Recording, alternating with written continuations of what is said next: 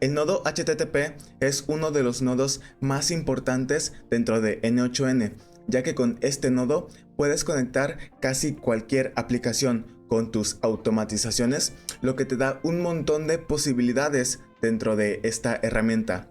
Ahora bien, sí que es cierto que utilizar el nodo HTTP es un poco complicado. Tienes que saber cómo funcionan las peticiones HTTP y tienes que saber cómo manipular esta información dentro de tus flujos en N8N.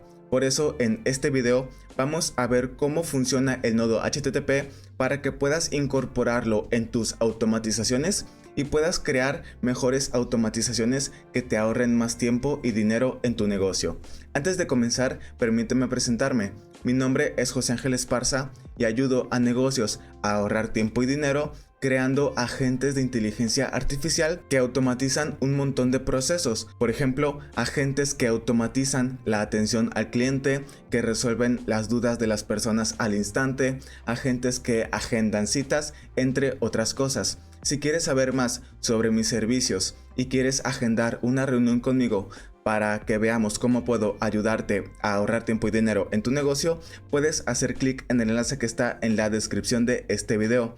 Ahí vas a poder entrar a mi sitio web donde vas a encontrar más información sobre mis servicios y donde vas a poder agendar una reunión conmigo a través de mi propio agente de inteligencia artificial.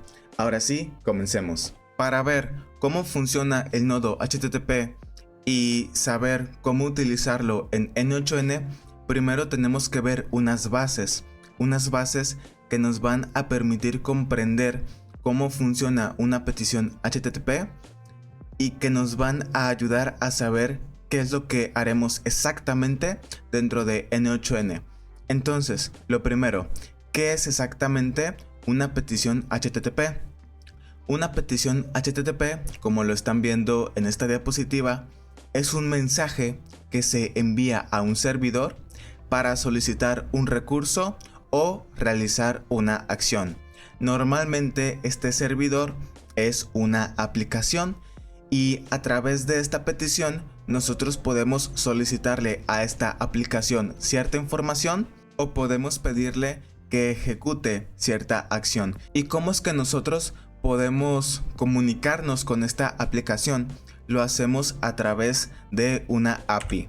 ¿Qué es una API? Una API es una pieza de software con la que dos aplicaciones pueden intercambiar información, o dicho de otra forma, es una pieza de software que permite la comunicación entre dos aplicaciones.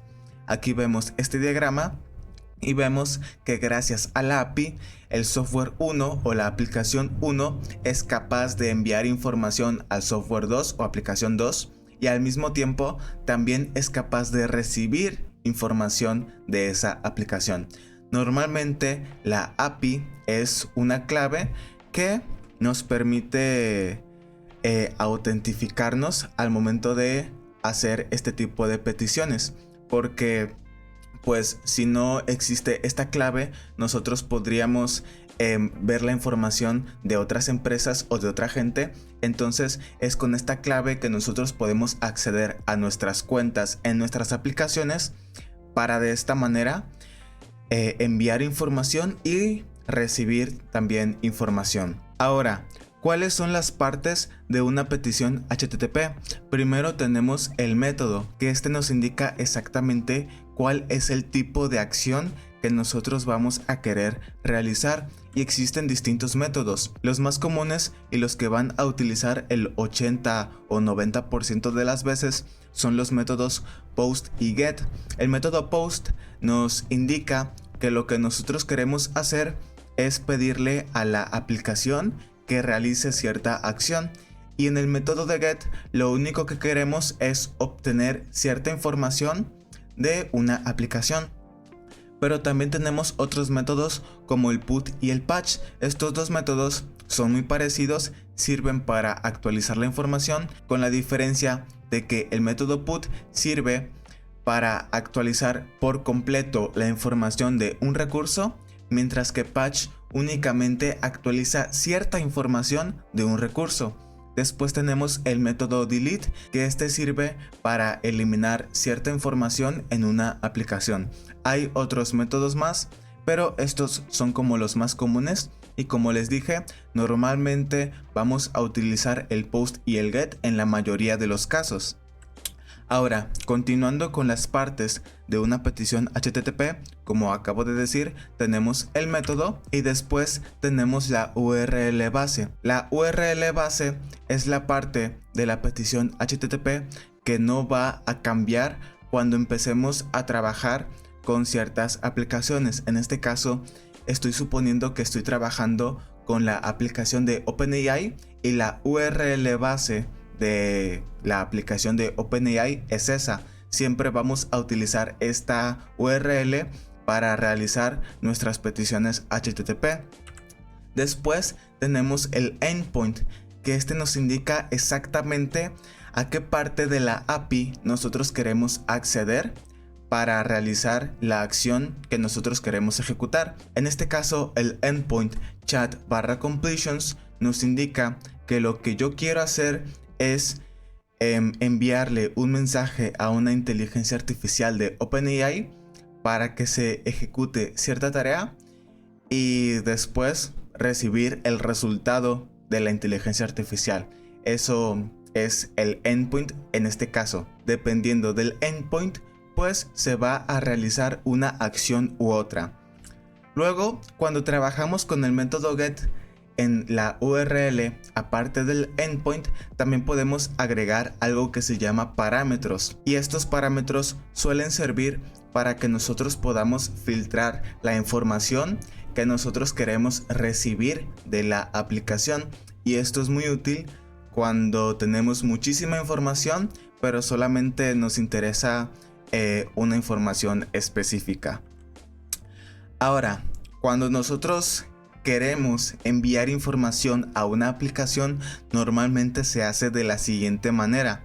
Tenemos los encabezados. Los encabezados se pueden diferenciar porque tienen la letra H al principio, donde solemos incluir la API key, y estos encabezados nos sirven para autentificarnos, para decirle a la aplicación que somos nosotros, y también nos sirven en otros casos para decirle a la aplicación el tipo de información que se espera recibir o enviar. Normalmente siempre es application/JSON, pero puede variar. Y después, para nosotros enviar la información, tenemos que darle un formato específico. El formato específico es el que están viendo en pantalla y se conoce como formato JSON, que JSON son las siglas de JavaScript Object Notation. Este es el formato que admiten las peticiones HTTP y es de esta manera que nosotros podemos enviar información a una aplicación. Si ustedes ya vieron mi curso de N8N de 2 horas, pues ya sabrán cómo funciona el formato JSON. Si no, voy a explicarlo brevemente. Y además, si quieren ver ese curso, también se los voy a dejar por aquí arriba. Pero una última cosa antes de explicar el formato JSON. ¿Cómo es que nosotros sabemos qué encabezados enviar y qué información enviar? Eso lo sabemos con la documentación de la aplicación. Las aplicaciones normalmente, cuando tienen una API, cuentan con documentación que te dice cómo utilizar esta API.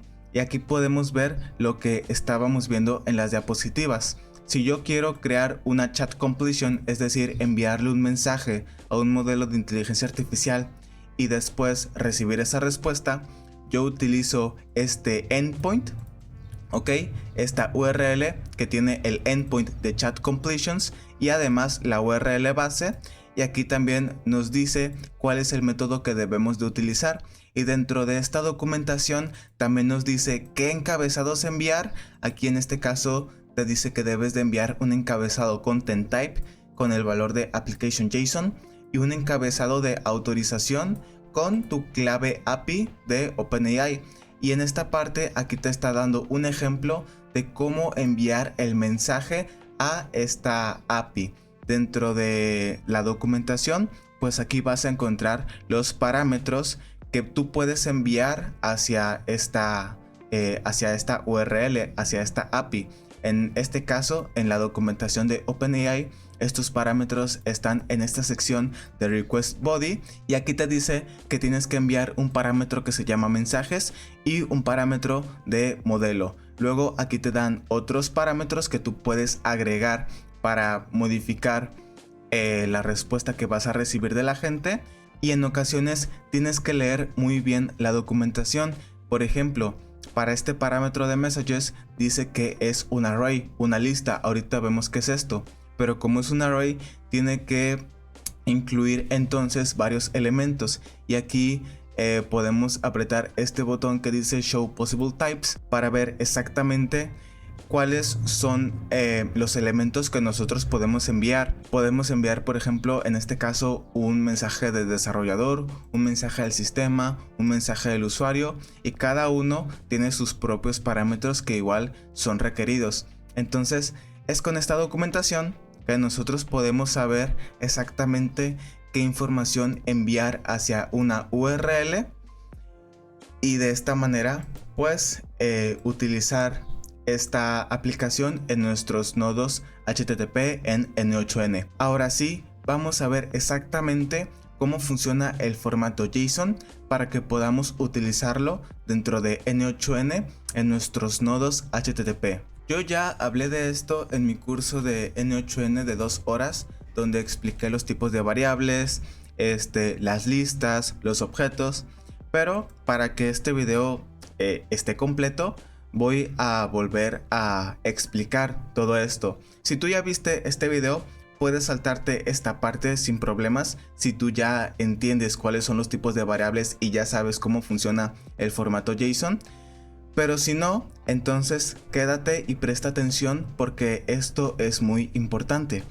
Para explicar todo esto voy a utilizar el lenguaje de JavaScript. No es necesario que sepas cómo funciona el lenguaje de JavaScript, simplemente que, como dije, voy a utilizar este lenguaje para que quede claro exactamente cómo funcionan el formato JSON al momento de enviar las peticiones HTTP.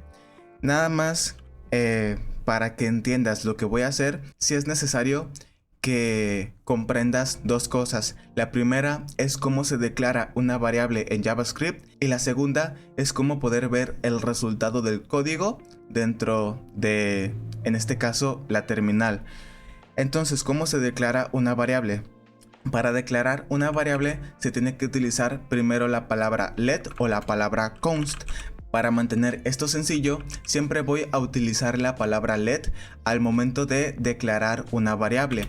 Después, una vez que he utilizado esta palabra, yo tengo que definir cuál es el nombre de la variable.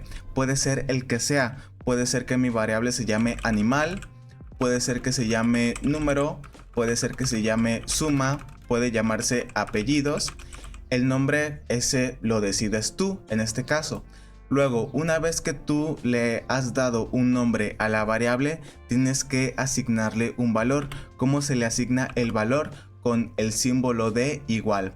Y después de colocar este símbolo, tienes que definir cuál es el valor de esta variable.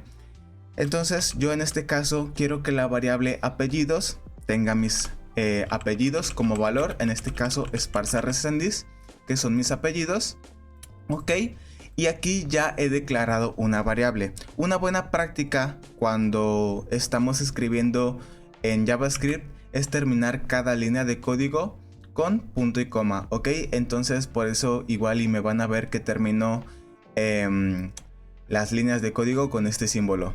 Ahora sí, empecemos a hablar sobre los tipos de variables, y aquí están viendo el primer tipo. Este tipo de variables se les conoce como variables string, o en español, cadenas de texto.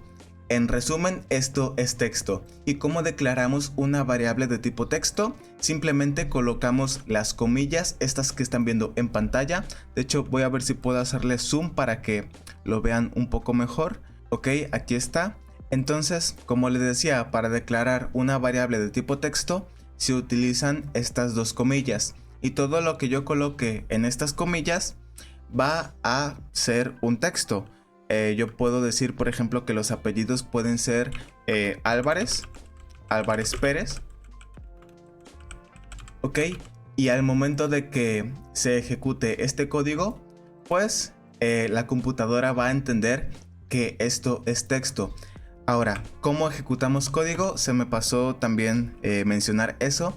Para ejecutar código únicamente utilizamos este comando que se llama console.log, ok, y lo que yo coloque entre estos paréntesis va a mostrarse en mi terminal, que es esta de abajo que están viendo ahí en pantalla. Entonces yo aquí puedo colocar la variable que yo creé, que se llama apellidos, y yo puedo ejecutar el código. Entonces primero tengo que moverme a este directorio. No me hagan caso a lo que voy a hacer, solamente me voy a mover al directorio donde tengo guardado el archivo, y ahora sí pongo este comando para ejecutar el código, y aquí está. Entonces al yo utilizar este comando y colocar dentro la variable apellidos, pues me muestra el valor de la variable, que es Álvarez Pérez. Listo, entonces ese es el primer tipo. Otro tipo de variable son los números. Entonces yo puedo crear una variable que se llame número, por ejemplo, y puedo asignarle un valor que sea un número. ¿Cómo es que yo declaro variables del tipo número? Simplemente coloco el número, no tengo que colocar comillas ni nada. Ahora mismo acabo de crear esta variable que se llama número, que es del tipo número. Y si yo pues la muestro dentro de la consola, aquí ya estamos viendo que me muestra el valor del número, que es 54. Importante, si yo colocara comillas en esta variable, esto ya no es un número, esto es una cadena de texto. Y si yo quisiera realizar operaciones matemáticas con este valor, tendría error, porque la computadora no ve esto como un número, lo ve como un texto. Y de hecho, si yo ejecuto el código, aquí podemos ver que incluso me aparece el resultado en un color diferente. ¿De acuerdo? Entonces, tengan cuidado con esto. Y recuerden que los números simplemente se escriben así nomás, colocando el número que nosotros queremos definir. Luego tenemos las variables del tipo booleano, que estas solamente pueden tener dos valores, verdadero o falso. Por ejemplo, podemos tener una variable que se llame asistencia, que represente si un alumno asistió o no a una clase. Y si el alumno asistió, entonces el valor sería verdadero. En este caso se escribe en inglés, vendría siendo true. Y si el alumno no asistió, entonces este valor sería false, de falso. Ok, este es el booleano. Como acabo de decir, solamente puede tener dos valores, verdadero o falso. Luego tenemos las listas. Ok, voy a crear una variable que se llame animales. Entonces, ¿qué es una lista? Una lista es un tipo de variables que está conformada por múltiples elementos, por eso es una lista. ¿Y cómo declaro yo una lista en JavaScript? Utilizo estos símbolos que son los square brackets. Ahora mismo mi variable animales es una lista, solamente que es una lista que está vacía.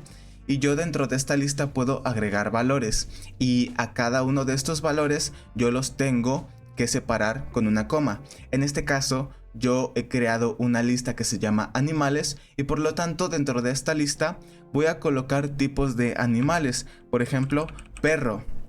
Luego separo con una coma y digo otro tipo de animal, por ejemplo gato. Separo con otra coma y ahora puedo decir que tenemos un león, ¿no? Y ahora mismo ya tengo una lista de animales con 3 elementos: el perro, el gato y el león.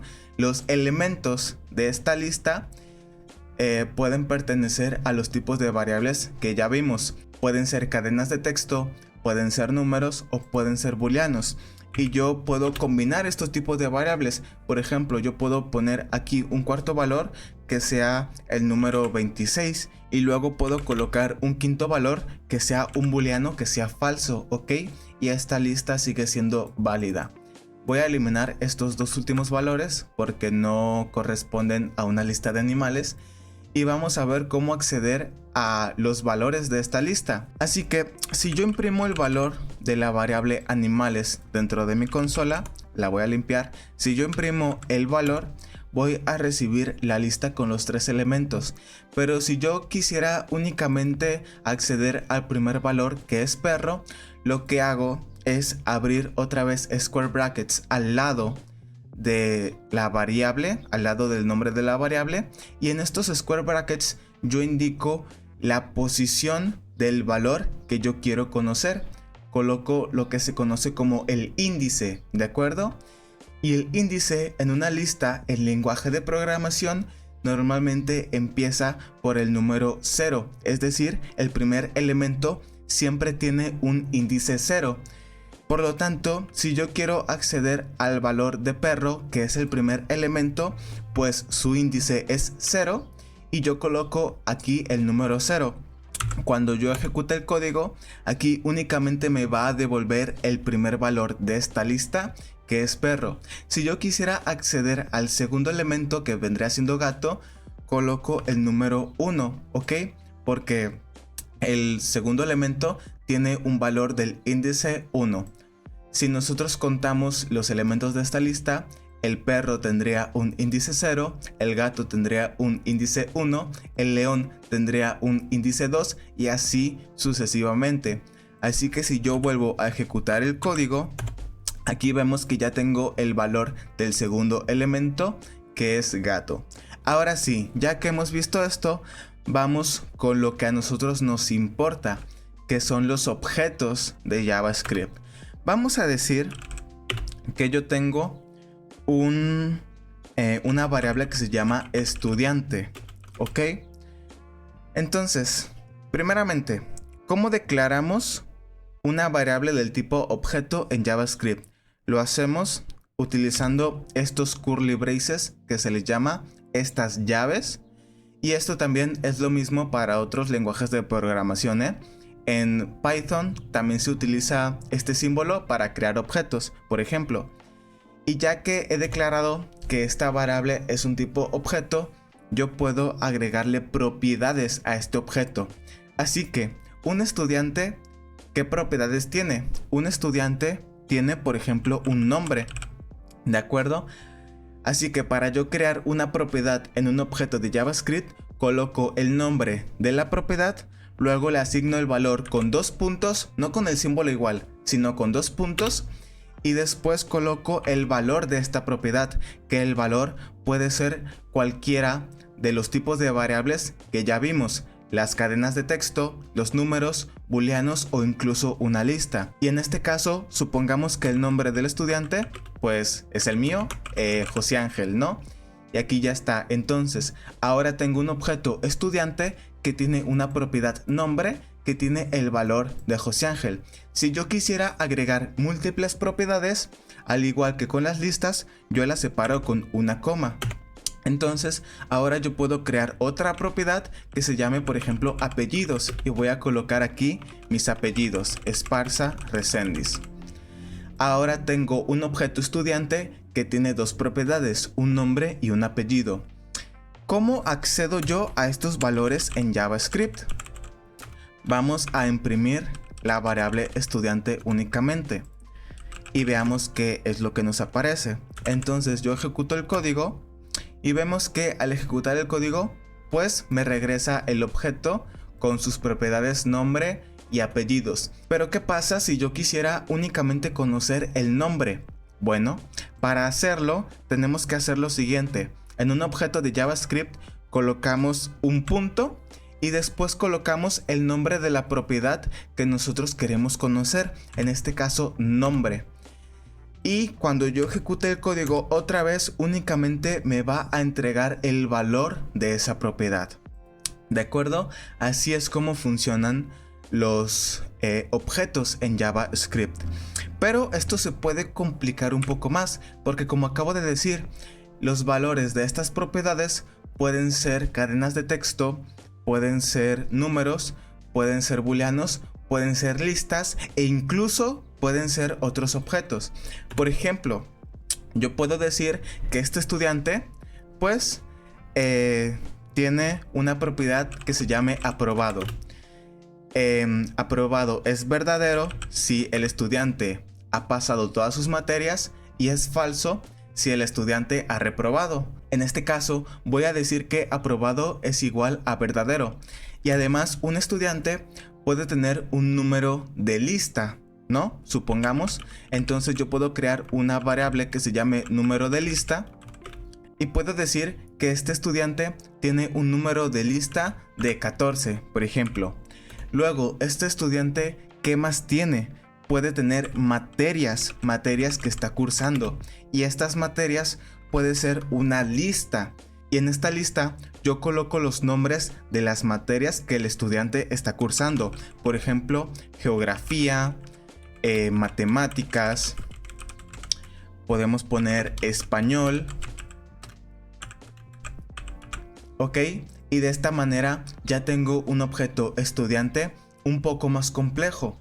Ahora, supongamos que yo quiero conocer la segunda materia de la lista de materias que está cursando este estudiante. ¿Cómo lo hacemos? ¿Cuál es la sintaxis? Bueno, primeramente tenemos que ver la posición del valor que nosotros queremos conocer. En este caso es esta, que es matemáticas, que se encuentra dentro de una lista que está dentro de la propiedad materias. Por lo tanto, primeramente voy a acceder a la propiedad materias de este objeto estudiante. Así que yo pongo estudiante.materias y ahora mismo estudiante.materias es igual a esto, ¿ok? Podemos decir que este valor es igual a esta lista que estoy marcando. Y si yo quisiera conocer el valor de la segunda materia, pues al igual que con las listas, yo tengo que abrir square brackets y dentro colocar el índice que representa la posición del valor que yo quiero conocer. Como matemáticas está en la segunda posición y recordemos que los índices empiezan a contarse desde el 0, entonces yo aquí tengo que colocar el número 1, ¿de acuerdo? Y si yo ejecuto este código y ahora aquí ya tengo el valor de matemáticas, que vendría siendo este que está aquí. Si yo no utilizara este índice, pues lo que recibiría sería la lista completa de materias, ¿de acuerdo? Así que de esta manera yo puedo acceder a un valor que está dentro de una lista en un objeto de JavaScript. Pero esto no termina aquí. Como les había dicho, yo puedo hacer que dentro de estas propiedades también hayan otros objetos. Por ejemplo, podemos decir que el estudiante tiene una ubicación donde él vive y esta ubicación puede ser un objeto que contenga las siguientes propiedades: la calle donde vive la persona, por ejemplo, avenida Siempre Viva 123. Puede ser que también tenga una propiedad que se llame país, que sea por ejemplo México, y que viva en un estado de México. Podría ser por ejemplo que esta persona viva en Nuevo León. Entonces yo aquí tengo un objeto que está dentro de un objeto. ¿Y cómo le hago para acceder por ejemplo a la propiedad de país? Bueno, primeramente la ubico. Veo que país está dentro de la propiedad ubicación, que es una propiedad del objeto estudiante. Entonces yo aquí coloco estudiante y primeramente coloco pues la primera propiedad que me aparece para llegar a esta propiedad de país, que vendría siendo ubicación. ¿De acuerdo? Entonces estudiante.ubicación es exactamente igual a esto. De hecho, si yo ejecuto el código, aquí vemos cuál es el valor y efectivamente es lo que yo les estoy marcando.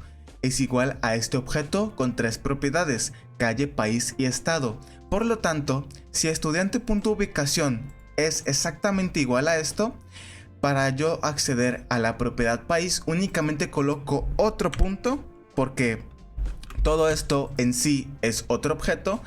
Así que yo puedo colocar otro punto y ahora coloco el nombre de la propiedad que a mí me interesa conocer, en este caso país.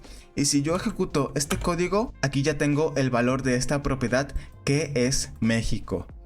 Ahora, ya para terminar con esta explicación de los objetos de JavaScript, vamos a ver un caso donde además tenemos una lista cuyos elementos son objetos. Por ejemplo, esta lista de materias podemos convertirla en una lista de objetos dándole a cada uno de estos objetos dos propiedades: los nombres de las materias y la calificación que obtuvo el estudiante en estas materias.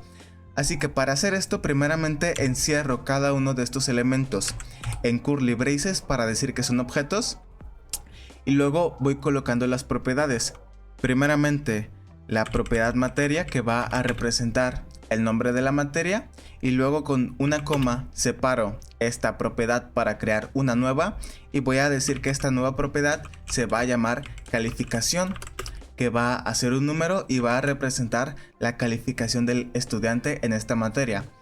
Supongamos que en esta materia pues el estudiante tuvo una calificación de 90. Ahora únicamente voy a copiar esto y voy a pegarlo en estas partes, y nada más voy a cambiar los nombres de las materias. Aquí tenía matemáticas. Vamos a decir que esta persona tuvo una calificación de 95 en matemáticas, y esta materia de español vamos a decir que tuvo 80 de calificación. Ok, de esta manera acabo de crear una lista cuyos elementos son objetos. Ok, de esta manera igual y cuesta visualizarlo, pero si yo le doy otro formato, por ejemplo así, y luego separo estos elementos también. Perfecto, entonces formateados de esta forma, quizás ya queda un poco más claro cómo es que está estructurada esta lista. Este objeto vendría siendo el primer elemento, este objeto vendría siendo el segundo elemento, y este tercer objeto vendría siendo el tercer elemento. Y como todo está dentro de estos square brackets, pues forman parte de esta lista, ¿de acuerdo? ¿Y cómo accedo yo a estos valores? Supongamos que yo quiero conocer la calificación de matemáticas.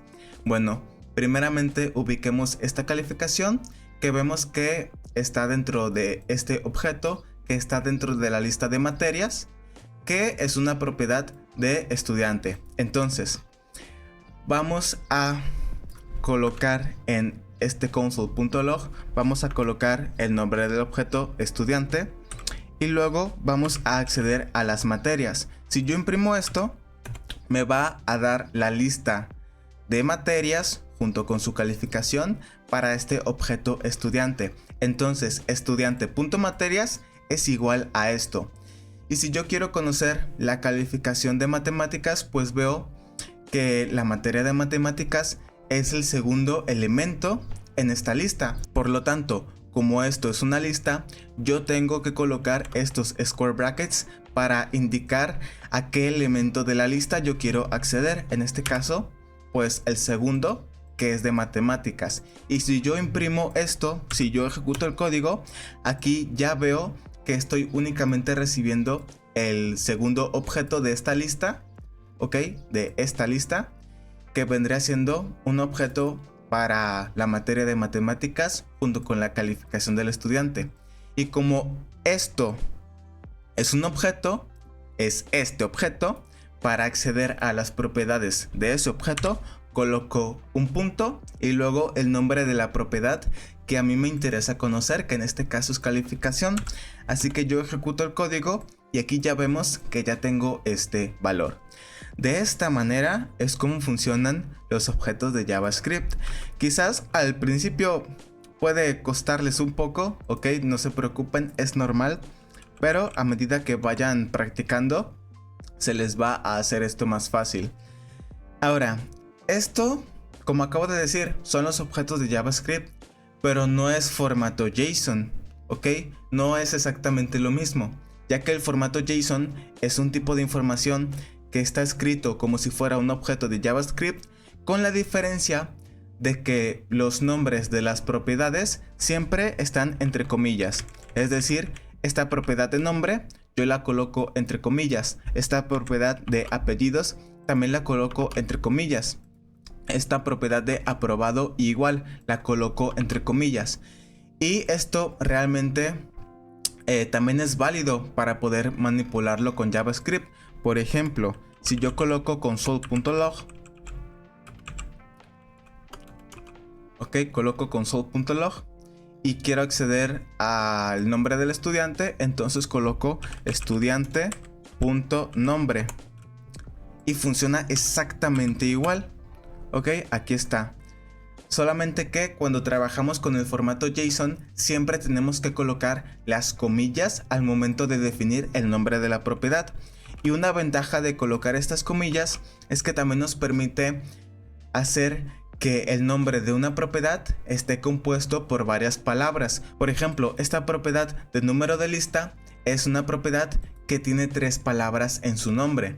Y al colocarlo entre comillas, yo puedo separar estas palabras y de esta manera crear una propiedad que tenga pues un nombre con varias palabras. Pero ¿cómo accedo yo a esta información? No lo hago escribiendo punto y luego el nombre de la propiedad. Para hacerlo es un poco distinto. Cuando el nombre de la propiedad tiene varias palabras, tengo que colocar square brackets y en lugar de colocar un número como si fuera una lista, coloco el nombre de la propiedad. Así que yo aquí coloco entre comillas el nombre de la propiedad, que en este caso es número de lista. Y si yo ejecuto el código, aquí ya está 14. Si yo utilizara el punto, no se podría hacer, tendría un error, ¿de acuerdo? Porque tiene espacios. De hecho, aquí ya me lo está marcando la computadora. Si yo ejecuto el código, aquí estoy recibiendo un error.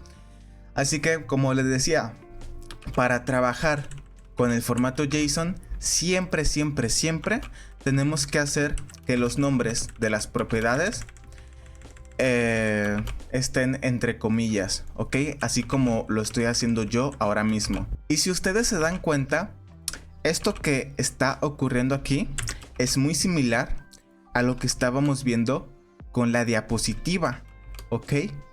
De hecho, voy a terminar de formatear esto rápidamente para que veamos la diapositiva.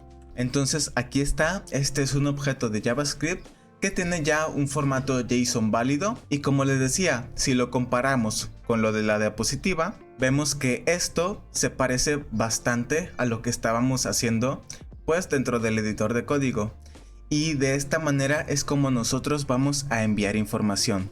Ahora sí, ya estamos listos para ver cómo funciona el nodo HTTP en N8N. Ahora sí, vamos a ver cómo funciona el nodo HTTP en N8N.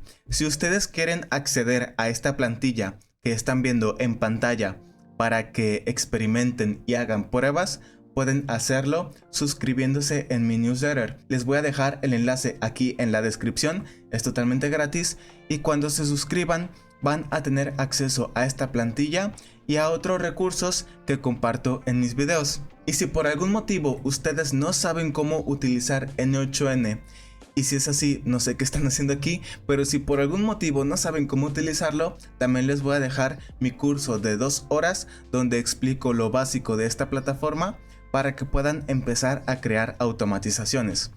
Ahora sí, vamos a comenzar. Entonces, lo primero que vamos a hacer es obtener información de esta página que se llama The Movie Database. Si ustedes quieren hacer lo mismo que voy a hacer en este video, tienen que crearse una cuenta en esta página. Igual voy a dejar el enlace en la descripción y crearse la cuenta es totalmente gratis. Ok, entonces se crean la cuenta, luego entran a perfil y ajustes y después van a donde dice API Subscription. Luego le dan en Access Your API Key Details Here. Le dan en esta parte que acabo de resaltar. No sé si les aparezca de esta forma, pero ustedes ahí buscan como esta opción para acceder a los detalles de su API Key. Y esto les debería demostrar como un formulario para hacer la solicitud. A mí no me lo muestra porque yo ya hice este formulario y aquí está mi API Key con la que yo puedo acceder a la información de esta web o de esta aplicación, ¿de acuerdo? Así que ya una vez que llenan el formulario y que les aprueban, que es un proceso bastante rápido, ya que lo hacen, pues van a darles una API Key como la que están viendo en pantalla y esta la van a poder utilizar para hacer lo que haremos en este video. Es importante que no compartan esta API Key, ¿ok? Ya que si lo hacen, pues otra gente podría acceder a esta aplicación en su nombre. Yo la muestro porque después de este video la voy a eliminar, pero por defecto no deberían de mostrar sus claves API, ¿de acuerdo? Así que vamos a empezar a ver cómo funciona el nodo HTTP. Y para eso tenemos que ver exactamente cómo podemos utilizar la API de The Movie Database. Como se los comentaba, las aplicaciones que cuentan con una API Key normalmente tienen documentación. La documentación de esta aplicación la encontramos aquí abajo en el footer, donde dice documentación de la API. Esto me va a llevar a otra página donde aquí vamos a poder ver la información sobre cómo utilizar la API. Para utilizar la API con peticiones HTTP, normalmente la documentación suele tener una sección que se llama API Reference, esta que estoy marcando con el mouse aquí arriba. Y es aquí donde nosotros vamos a tener las instrucciones para utilizar esta clave API y recibir o enviar información. Lo que vamos a hacer con esta aplicación es recibir un listado de películas, y para eso es esta parte que se llama Discover, ¿ok? Y como dije, yo quiero recibir películas, por lo tanto es esta opción que dice Movie. Este endpoint lo que hace es que nos da la información de un listado de películas, ¿de acuerdo? Y siguiendo esta documentación, pues podemos recibir el listado de películas, también filtrando con estos parámetros y así. Primero veamos una petición básica dentro de N8N sin incluir ningún parámetro y sin incluir nada. Así que para recibir la información de las películas utilizando esta aplicación, aquí vemos que la documentación nos está marcando que debemos de utilizar esta URL, ok, que vendrá siendo pues el endpoint, y el método de get. Por lo tanto, yo aquí creo un nodo HTTP con el método de get y con la URL que nos está indicando esta aplicación, que como ya les había comentado, está aquí marcada. Así que aquí ya tengo la URL. ¿Y qué más necesitamos? Bueno, nos regresamos a la documentación y aquí vemos que en este ejemplo de request vemos que también tenemos que incluir un encabezado que sea authorization y luego better más nuestra clave API, y además otro encabezado que diga accept y cuyo valor sea application/JSON. Normalmente cuando utilizamos claves APIs de esta forma, es normal ver que el valor requiera la palabra better al principio y después ya nuestra API key, ¿de acuerdo? Así es como se utilizaría en este caso esta API. Entonces me regreso a el nodo de HTTP en N8N y yo puedo incluir esta parte de authorization, ok, esto yo lo puedo incluir en esta parte que dice authentication, porque al final la clave API, como les había comentado, nos sirve más que nada para autentificarnos y decir que realmente somos nosotros mismos los que queremos acceder a esta aplicación. Entonces podemos hacerlo con esta parte que dice Authentication, seleccionando esto que dice Generic Credential Type y seleccionando Basic OAuth o Better OAuth. Yo normalmente no hago esto, a mí personalmente me gusta incluir esta parte de la autenticación directamente en el encabezado. ¿Y cómo mandamos encabezados? Aquí en esta parte del nodo tenemos una opción que dice Send Headers. Hay que activar esta opción y después colocamos los encabezados que nos pide la aplicación. Como vimos, uno de los encabezados tiene el valor de authorization y aquí está este encabezado que se llama authorization, y después el valor tiene que incluir la palabra bearer, luego un espacio y después nuestra clave API, así como lo indica este ejemplo que estamos viendo aquí en pantalla.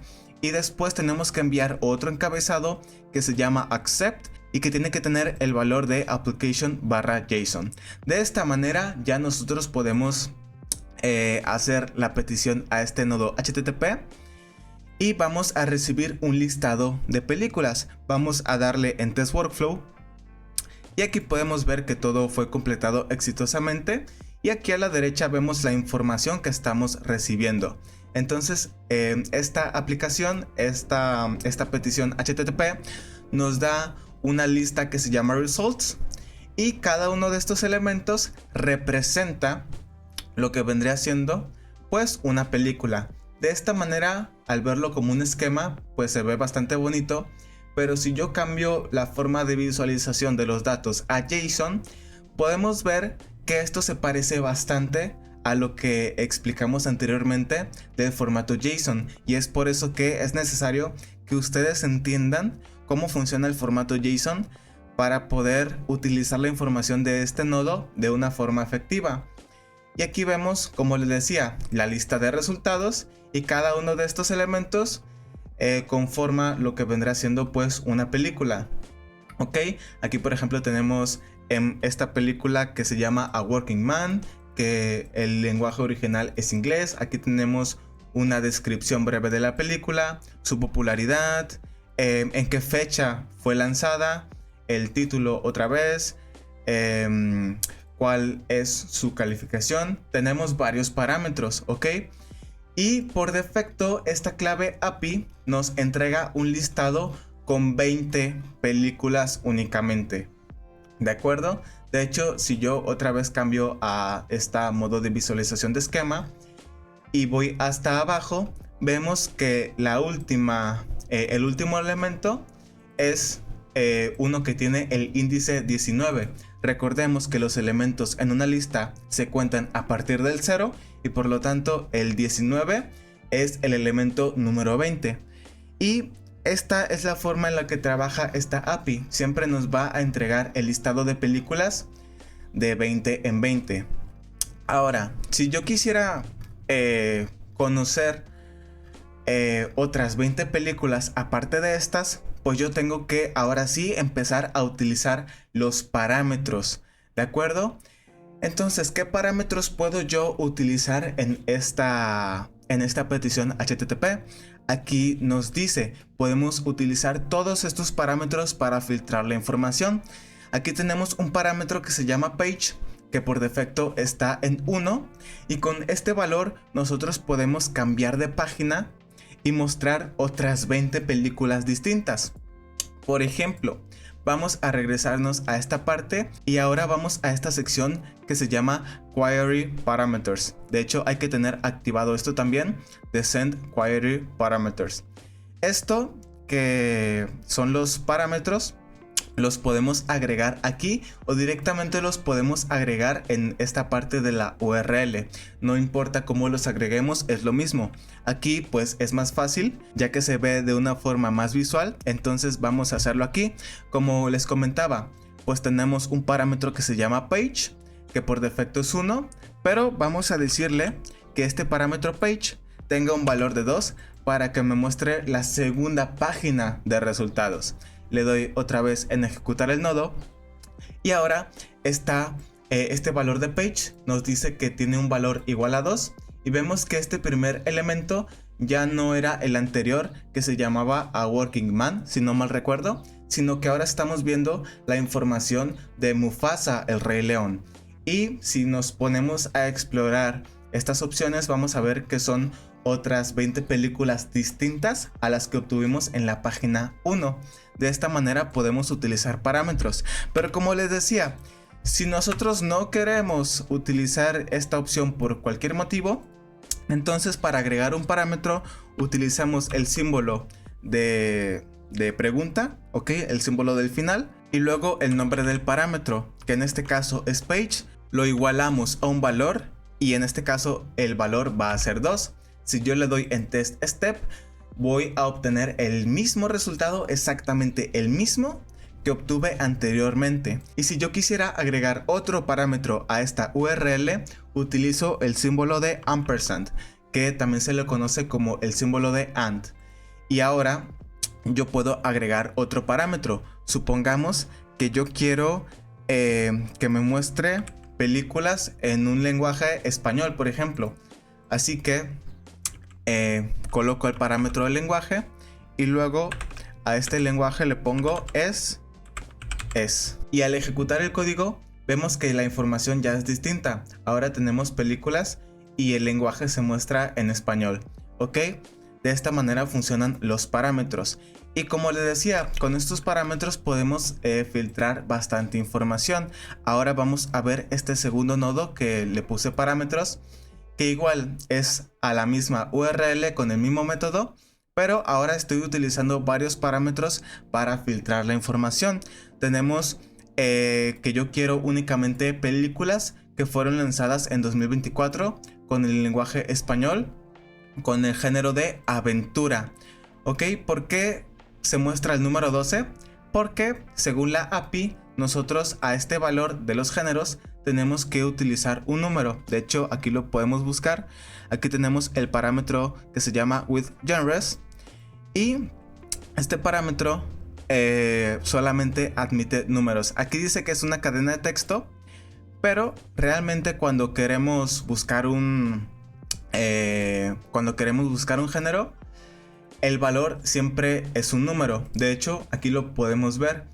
Si yo veo la respuesta que estoy recibiendo de este nodo, veo que los genres IDs tienen un número, no tienen como una palabra. ¿Y cómo sé yo qué IDs representan pues cierto género? Utilizando la misma API.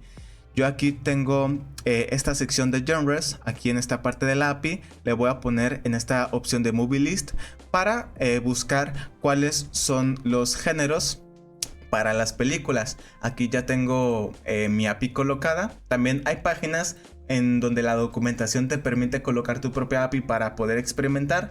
Esta página pues es una de ellas, y yo directamente puedo darle en try it.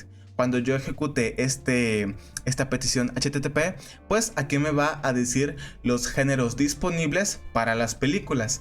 Y vemos que el que tiene un ID del número 12 es para el género de aventuras, ¿de acuerdo? Por eso aquí en los parámetros, al momento de colocar este valor de géneros, yo coloco el número 12 porque quiero que únicamente me muestre películas que tengan el género de aventuras. Por eso es que el número 12 pues está colocado aquí. Y además, bueno, aquí tengo que me muestre la página 50. Voy a ponerle que me muestre solamente la página 10. Y al yo ejecutar, pues aquí estoy recibiendo toda la información. Aquí vemos, por ejemplo, que esta película pues tiene el género de aventura, que es el número 12. De hecho, esta película no tiene descripción ni nada interesante. Vemos que la release date pues fue en 2024, como yo se lo pedí aquí. Tenemos esta otra película que también tiene un género de aventuras, igual lanzada en 2024, solamente que ninguna de estas películas tiene una descripción, por lo tanto no se muestra lo del lenguaje en español. Vamos a ver si encontramos una película con descripción, y por ejemplo esta. Aquí ya tenemos esta película con una descripción que se muestra en español, porque nosotros aquí en este parámetro de language le pedimos que la muestre en español. De esta manera nosotros podemos ir filtrando información. Ahora, si se están dando cuenta, cuando yo utilizo este nodo HTTP, N8N siempre genera como resultado un ítem, un objeto.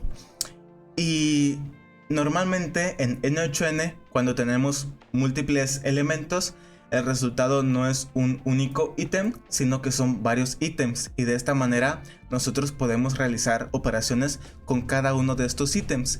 Pero cuando usamos el nodo HTTP, el resultado, como les acabo de decir, suele ser un único ítem. Y nosotros, si quisiéramos trabajar con cada una de estas películas, no podríamos hacerlo, porque la forma en la que está formateada esta información no nos permitiría como ejecutar un ciclo dentro de N8N, que es la forma por defecto en la que N8N funciona. Por ejemplo, si aquí yo tuviera 20 ítems como resultado, entonces los siguientes nodos de la automatización se ejecutarían 20 veces. Pero como solamente tengo un ítem, los siguientes nodos de la automatización solamente se ejecutarían una única vez. ¿Cómo cambiamos esto para que, por ejemplo, nosotros podamos realizar una operación con cada una de las películas que se muestran en esta lista de results?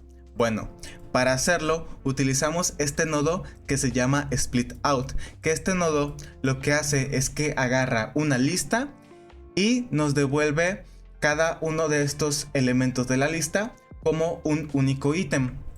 Por ejemplo, en este caso tenemos, como habíamos discutido, una lista que se llama results, que es el resultado de hacer la petición HTTP. Dentro de este nodo únicamente colocamos el nombre de la lista que queremos separar en elementos y lo ejecutamos.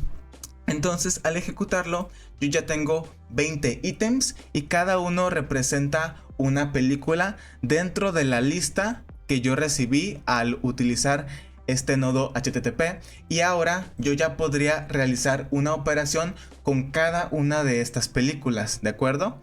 Por ejemplo, lo que podría hacer es combinar estos nodos, y esta hoja de cálculo es una hoja de cálculo muy sencilla que lo único que tiene es estas dos columnas donde tenemos el original language, japonés o francés, y una nota, y esta nota es una nota que se va a agregar si la película es japonesa o es francesa. Entonces, con esta hoja de cálculo lo que podemos hacer es que utilizando este nodo de merge podemos buscar las películas que tengan un lenguaje francés o japonés, quedarnos únicamente con esas películas y además agregarles esta nota. Por eso este nodo se llama merge, porque lo que hace es combinar pues dos piezas de información. Y si yo ejecuto todo esto, vamos a ejecutarlo. Aquí yo solamente estoy recibiendo un ítem, porque solamente encontró de la lista que yo le pasé, solamente encontró una película cuyo lenguaje está en francés, y yo aquí estoy agregándole esta nota que dice esta película es francesa, y esta nota es la película que viene de esta parte. ¿Cómo se configura este nodo de merge? Aquí lo único que hago es que en el modo le pongo combine para que combine los resultados de dos inputs, y aquí yo le indico cuál es el campo con el que yo quiero encontrar coincidencias. En este caso pues es el original language. Después aquí yo selecciono el modo de keep matches para decir únicamente quédate con aquellos elementos que tuvieron coincidencias, y aquí le digo que combine ambos inputs, aunque también podría poner que me muestre solo la información del input 1 o la del input 2, ¿de acuerdo? Pero así es como funciona el nodo de merge, y se los quería mostrar porque también puede haber veces en las que ustedes utilizan este nodo HTTP y además quieren enriquecerlo con cierta información. Ahora, ¿qué pasa si yo no quiero recibir únicamente 20 películas, sino que yo quiero recibir pues una cantidad mayor? Por la forma en la que trabaja esta API, lo que podemos hacer es utilizar la paginación.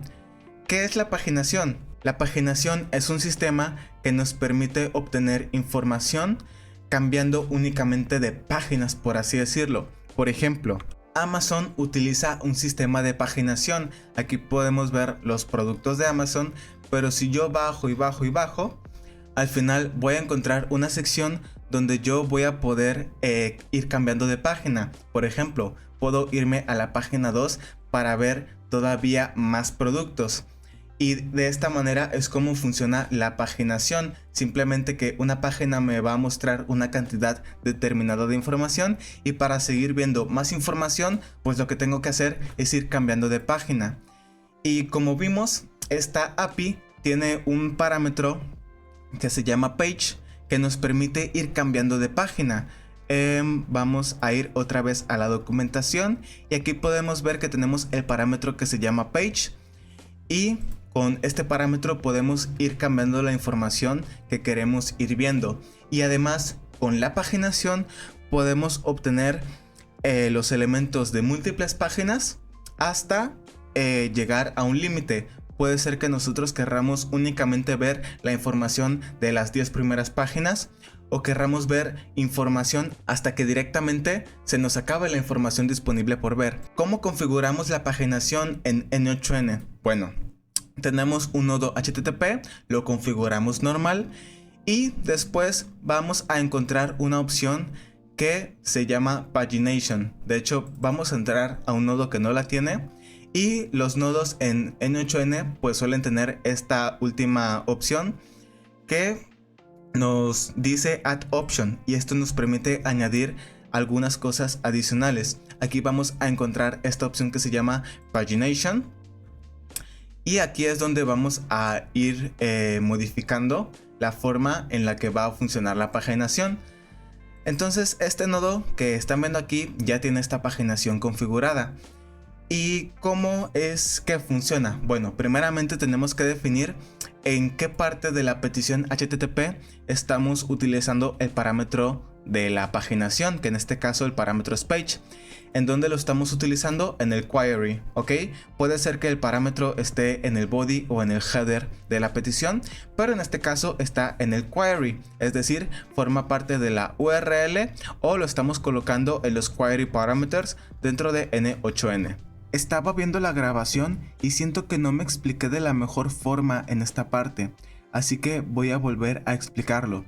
Entonces, para configurar esta primera parte de la paginación, tenemos que primeramente colocar el parámetro que controla la paginación, que para esta API el parámetro es page, y tenemos que definir en dónde se coloca este parámetro para esta API. En este caso, para esta API, este parámetro de page se coloca en la query.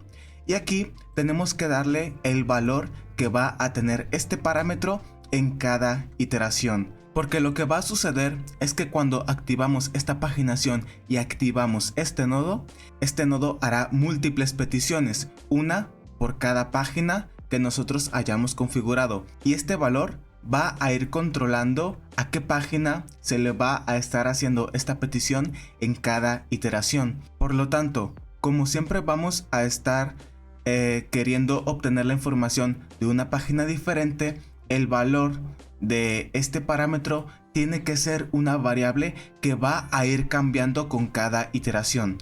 Y la variable que va a controlar eso es la que están viendo en pantalla. Ahora, ¿cómo funciona exactamente esta variable?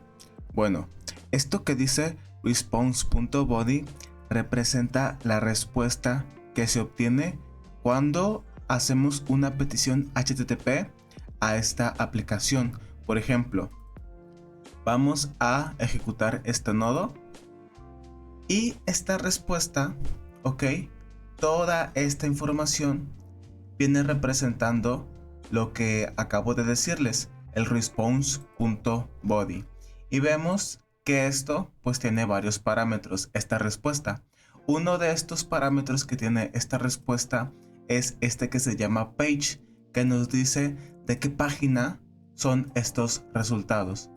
Por lo tanto, como ya sé que response.body es la respuesta anterior que acabamos de ver, y como sabemos que este response.body tiene un parámetro que se llama página, pues entonces yo puedo acceder a este parámetro con punto y luego el nombre del parámetro page. Así que, ¿qué es lo que sucede? Bueno, cuando nosotros utilizamos este nodo en N8N, lo primero que va a suceder es que al hacer la petición a esta API, vamos a obtener la información de la página 1, como tenemos marcado aquí. Realmente no es necesario incluir este parámetro, ya que, como vimos en la documentación, el parámetro de page por defecto siempre es 1. Entonces, si no lo incluimos, por defecto vamos a obtener la página 1. Entonces, como les decía, vamos a hacer la petición a esta API y vamos a obtener los resultados de la página 1. En la siguiente petición, este parámetro de page va a tener este valor. Como vimos, response.body.page pues va a ser igual en este caso a 1, porque al momento de hacer la primera petición, este valor es igual a 1. Y al nosotros incluir este más 1, le estamos añadiendo pues 1 al valor response.body.page, y por lo tanto esta expresión va a ser igual a 2. Y en la siguiente solicitud, en lugar de ver la página 1, vamos a ver la página 2. Después, en la tercera petición, como este valor va a ser igual a 2, se le va a sumar 1 y vamos a ver la página 3. y así sucesivamente. Toda esta información la podemos encontrar en la documentación de HTTP. Y por aquí debe de haber una sección de pagination o algo así. De hecho, aquí está. Aquí podemos ver que, por ejemplo, response, pues puede tener este valor, response.body, que pues contiene toda la información que se obtuvo al momento de hacer la petición HTTP. Así que, resumiendo, este response.body.page tiene un valor que es un número. En este caso es este. Para una petición HTTP como esta, el valor es 1 y yo a este valor le voy a sumar 1 para después indicarle que quiero ir a la página 2 y luego le voy a sumar otra vez 1 para indicarle que quiero el valor de la página 3 y así sucesivamente. Ahora, eso no es todo, también tengo que indicar en qué momento tengo que parar esta paginación, porque si no lo hago puedo realizar múltiples peticiones HTTP y al final hacer que el servidor se caiga y obtener un error. Aquí yo puedo poner esta opción que se llama response is empty para decirle que cuando la respuesta esté vacía ya se detenga. Normalmente esto podría funcionar dependiendo de cómo se ejecute la petición HTTP, pero para este caso no aplica. ¿Por qué? Bueno, yo hice pruebas y yo encontré que la última página de resultados utilizando estos filtros es la página 50. De hecho, si yo pido la información de la página 49 y ejecuto este nodo, pues aquí recibo información. Pero si la página es 50, entonces ya no tengo películas. Sin embargo, la respuesta no está vacía. Todavía estoy recibiendo respuesta, estoy recibiendo el número de la página, una lista de resultados que está vacía, un valor de total pages que es igual a 49 y los resultados totales que son 971. Entonces, como no estoy recibiendo una respuesta vacía, pues yo no puedo utilizar este modo de response is empty. Por lo tanto, yo utilizo esta opción que se llama other para darle una expresión y luego aquí colocar una expresión que va a ser verdadera cuando ya no haya información que a mí me interese en la respuesta de la petición HTTP. ¿Cuál es este caso? Bueno, para mí, en este caso, yo quiero dejar que se ejecute este nodo cuando response.body.results, es decir, la lista de resultados, tenga una longitud igual a 0. Este punto length no es un parámetro de un objeto o algo así. Este punto length es un método de JavaScript que lo que hace es que nos permite medir cuál es la longitud, o más bien cuál es la cantidad de elementos que hay en una lista. Si la cantidad de elementos de la lista results es 0, entonces yo quiero que se detenga la paginación. ¿Ok? De esta forma funciona. Dependiendo de cómo funciona la API con la que ustedes están trabajando, pues aquí van a tener que hacer una cosa u otra. En este caso, para esta API, esto es lo que funciona. También podrían colocar alguna otra expresión. Esta fue la que yo encontré. Y ya, de esta manera podemos ejecutar la paginación. Todavía tenemos algunos parámetros como los límites de páginas que podemos agarrar o la cantidad de tiempo que debe de pasar entre cada petición, pero bueno, eso lo voy a dejar así. Y si yo ejecuto este nodo, como vamos a ver, se va a tardar un poco más que los otros, pero aquí yo ya tengo 50 ítems y estos 50 ítems son la cantidad de páginas que yo he solicitado. Y si yo veo esto en formato JSON, aquí voy a poder ver toda la información. Me voy hasta el final. Bueno, de hecho me voy a la página número 5 directamente y aquí vemos que el último resultado pues es un resultado que nos da el parámetro page, que es igual a 50, la lista de results vacía y estos otros dos parámetros que, como vimos ahorita, es lo que nos da la API cuando le hacemos una solicitud a la página 50. Entonces aquí ya tenemos toda la información de las 50 páginas y ya podemos utilizar esta información para nosotros utilizarla en nuestras automatizaciones. De hecho, yo aquí ya puedo, por ejemplo, separar esta información otra vez en listas. Nada más que va a ser bastante información. Aquí podemos ver que tengo 970 ítems. Es decir, 970 películas con las cuales yo puedo trabajar. De esta manera es como funciona la paginación en N8N. Esto de la paginación les va a ser muy útil cuando trabajen con APIs en las que ustedes reciban mucha información. Hay casos en los que las APIs nos dan tanta información que al final se tardan demasiado tiempo realizando la solicitud y generan un error. Utilizando la paginación es una forma en la que podemos obtener grandes cantidades de información sin obtener un error debido a largos tiempos de espera. Y ahora, ya que hemos visto esto, vamos a ver por último cómo funciona el método de post. Yo aquí estoy utilizando ya no la API de Movie Database, sino que estoy utilizando la API de Klaviyo. Klaviyo es una herramienta de email marketing, ¿ok? Que es utilizada principalmente por e-commerce. Y pues yo aquí tengo una cuenta de prueba, porque Klaviyo lo bueno que tiene es que en su plan gratuito pues me permite usar su API Key, ¿no? Así que para ver la API Key en Klaviyo pues está en esta parte de API Keys. Aquí yo tengo pues varias creadas y utilizando estas API Keys nosotros podemos realizar una petición HTTP con el nodo HTTP. También es necesario revisar la documentación. Esta es la documentación de Klaviyo, que van a ver que es bastante parecida a la que estábamos viendo con The Movie Database. Así que en este caso de este flujo, de esta automatización, yo estoy utilizando este nodo HTTP para crear un nuevo perfil, y eso estaba aquí en esta parte de Profiles API, Profiles, y luego en esta parte de Create Profile. Aquí vemos que esta es la URL a la que hay que hacerle la petición. Tenemos el método de post y aquí vemos también qué es lo que necesitamos. A diferencia de la API de The Movie Database, aparte del encabezado de Authorization y de Accept que utilizábamos en The Movie Database, también hay que agregar estos dos encabezados que se llaman Content Type y Revision, ¿ok? Así es como nos lo indica esta API de Klaviyo. Y aquí en Body Params tenemos la información que nosotros vamos a tener que enviar hacia esta API.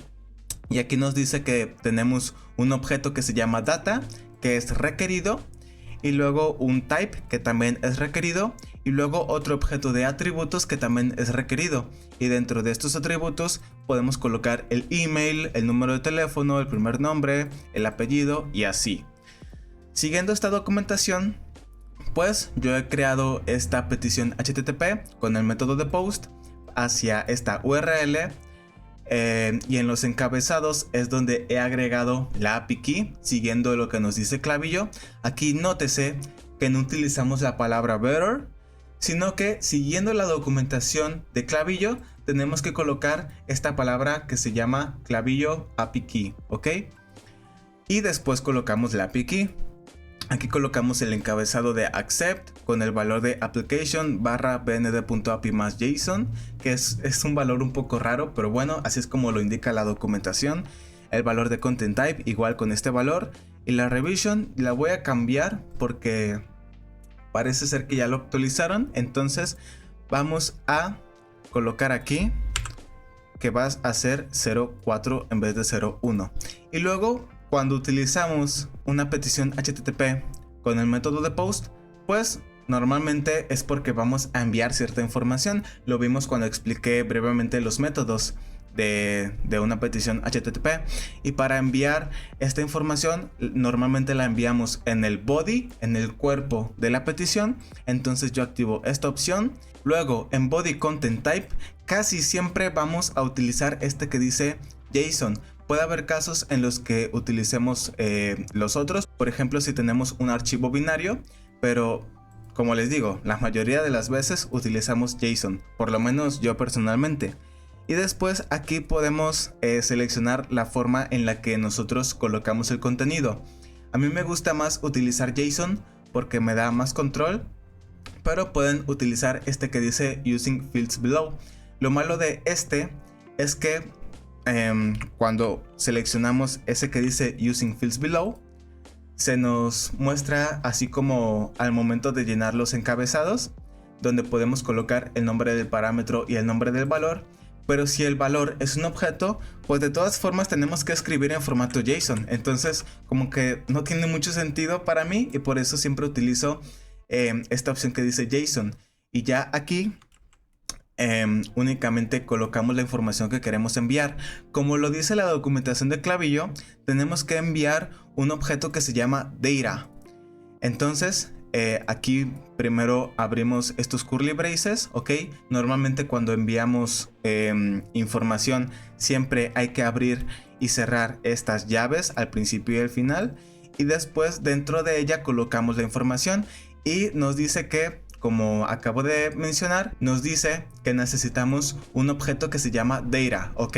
Entonces aquí creamos un objeto que se llama data, y que, como aquí indica, es un objeto, pues para crear un objeto tengo que abrir los curly braces, ¿de acuerdo? Y dentro de data yo tengo que colocar dos valores. Tengo que colocar el type y tengo que colocar el attributes. El type aquí me dice que es un valor del tipo string, es una cadena de texto, y para crear un perfil únicamente tiene el valor de profile, así que yo creo esta propiedad que se llama type y le doy el valor de profile, que como dije es una string. Luego tenemos otra propiedad que es attributes, que aquí dice que es un objeto. Como es un objeto, tengo que abrir los curly braces, y dentro de estos curly braces yo tengo que ir colocando los atributos. Yo solamente coloqué 3 atributos, que son el correo, el primer nombre de la persona y los apellidos de la persona. Y esta información la voy a obtener de este nodo, donde estoy creando esta información de forma artificial, ¿ok? Nada más aquí voy a agregar una E porque creo que ya tengo un correo con ese valor en mi cuenta de pruebas, no sé.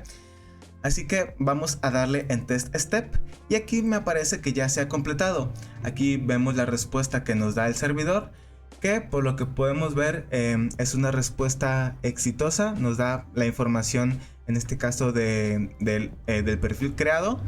Y si yo me voy a mi cuenta de Klaviyo y busco a mis suscriptores en esta parte de List and Segments, no, de hecho era aquí en Profiles, y aquí podemos ver que este último perfil pues se acaba de crear justo ahora y tiene el valor que yo le indiqué dentro de N8N. De esta forma funcionan las peticiones post. Ya para terminar, y ya terminar este video que me ha quedado más extenso de lo que pensaba, para terminar vamos a ver otra cosa que podemos hacer con el nodo HTTP, porque como vimos en la definición, este nodo se utiliza para recibir o enviar información hacia un recurso, y este recurso normalmente es una aplicación, pero puede ser por ejemplo un PDF.